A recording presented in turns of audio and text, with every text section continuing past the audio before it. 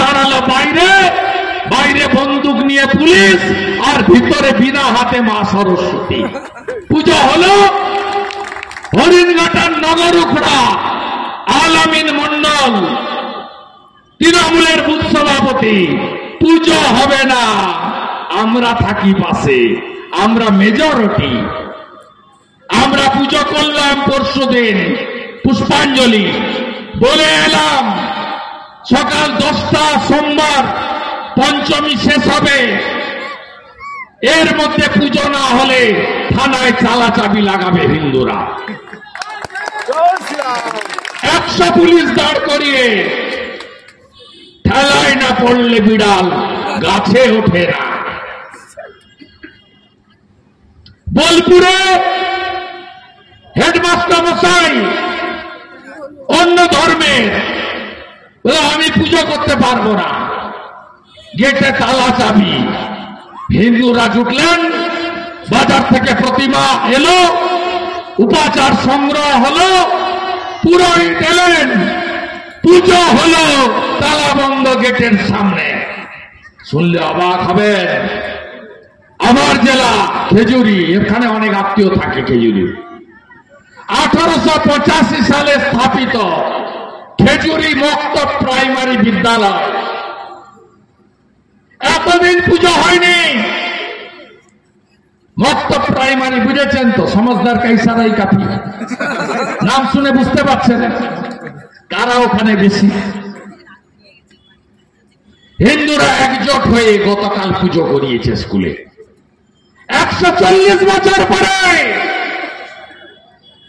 ঐক্যবদ্ধ যদি হন, শক্তি যদি দেখান,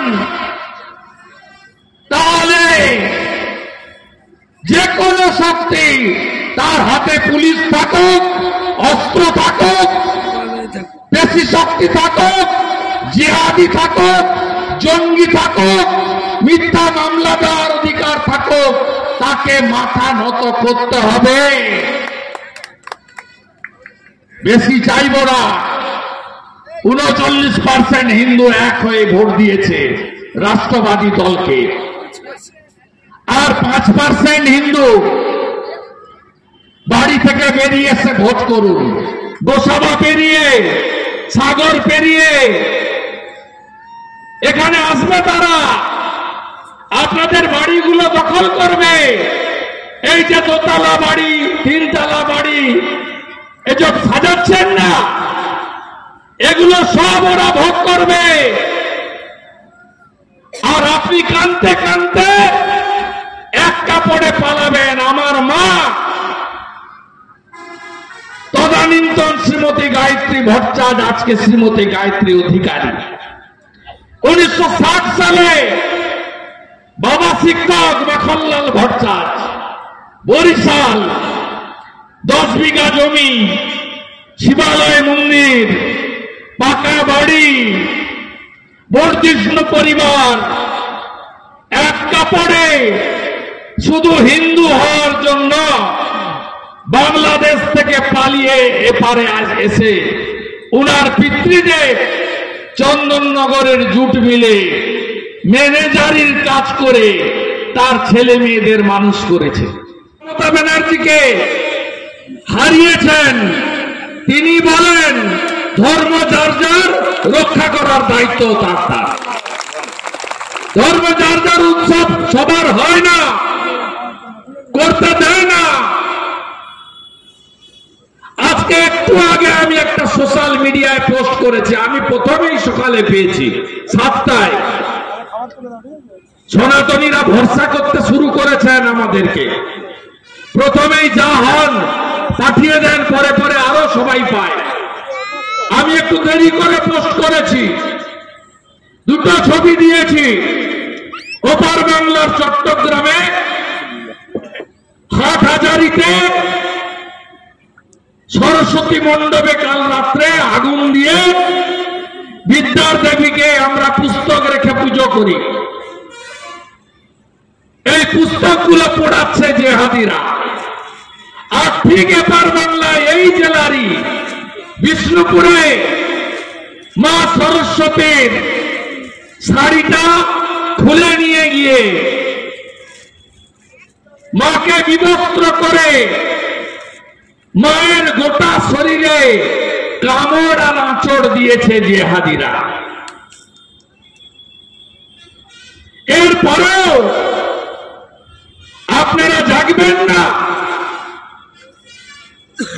500 টাকা, 1000 টাকা, আরে আমরা এলে 5000 দিয়ে দেব, কি আছে?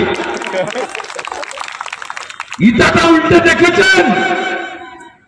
ধর্ম রক্ষতি রক্ষিত।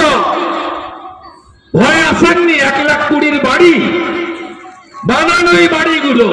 আর বাংলা 1947 পার্টিশন করলো কংগ্রেস, বিভীষিকাময় পার্টিশন। তদানীন্তন পূর্ব পাকিস্তান, আজকের বাংলাদেশ হিন্দু কত ছিল? 33%। 71-এ দেশ ভাগ হলো, পাকিস্তান দুভাগ হলো, হিন্দু কত ছিল? 22%। আজকে কত? 60%। এপার বাংলা 1947-এর 20 জুন ডক্টর শ্যামাপ্রসাদ মুখার্জি আইনসভাতে লড়ে 58 জন হিন্দু এমএলএর সমর্থন নিয়ে ভারত ভুক্তি করলেন আমাদের। আমরা কত ছিলাম? 47-এর 15ই আগস্টের পরে 51-র প্রথম সেন্সাসে 85%। আজকে আমরা বলি আমরা 70, আর ফিরহাদ হাকিম বলে আমরা 33, মানে আমরা এখানেও 85 থেকে নেমে 67-তে পৌঁছে গেছি।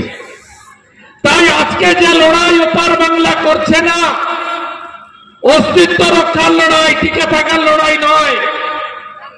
একইভাবে আমাদেরও আগামী দিনে এই যোগেন মন্ডলদের মতো কিছু বিশ্বাসঘাতক জালি হিন্দু, মমতা ব্যানার্জির মতো জালি হিন্দু, তারা আজকে যোগেন মন্ডলের ভূমিকা নিয়ে আমাদের অস্তিত্বকে বিপন্ন করতে চায়।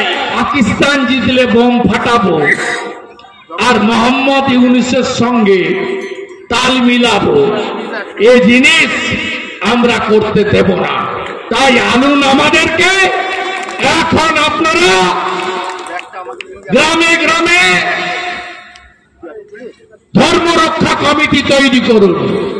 সব হিন্দু এখন মঠ মন্দির স্থাপন করুন, গীতা পাঠের অভ্যাস ফিরান, তুলসী মঞ্চ স্থাপন করুন, বাড়িতে ধর্মীয় অনুষ্ঠান করুন, একাদশী পূর্ণিমা অমাবস্যা পালন করুন, কার্তিক মাস দামোদর মাস পালন করুন, ভাগবত কথাতে যোগদান করুন, নতুন প্রজন্মকে প্রকৃত সনাতনী এবং দেশপ্রেমিক হিসেবে গড়ে তুলুন।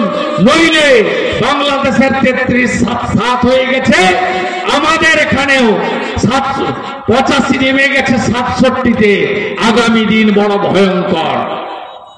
এই রাজ্যের মন্ত্রী ফিরহাদ হাকিম 3টে মারাত্মক কথা বলেছেন। এক, দাওয়াতে ইসলাম আহ্বান করেছেন সবাইকে তার ধর্ম গ্রহণ করার জন্য। ফিরহাদ হাকিম দ্বিতীয় কথা বলেছেন, আমি যে ভাষায় স্বচ্ছন্দ বোধ করি, উর্দু, 50 ভাগ লোক বাংলার উর্দুতে কথা বলবেন, এটা আমি চাই, সেদিন আমি খুশি হব।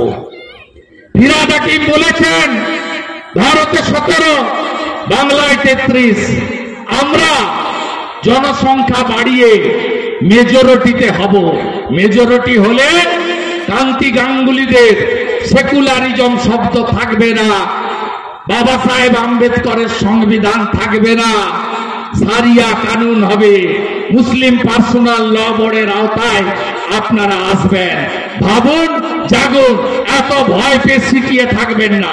আমরা আছি, আমরা আছি, লড়াই হবে এবং কথা দিয়ে যাচ্ছি এই দক্ষিণ 24 পরগনাতে ভয় মুক্ত পরিবেশ আমরা তৈরি করব।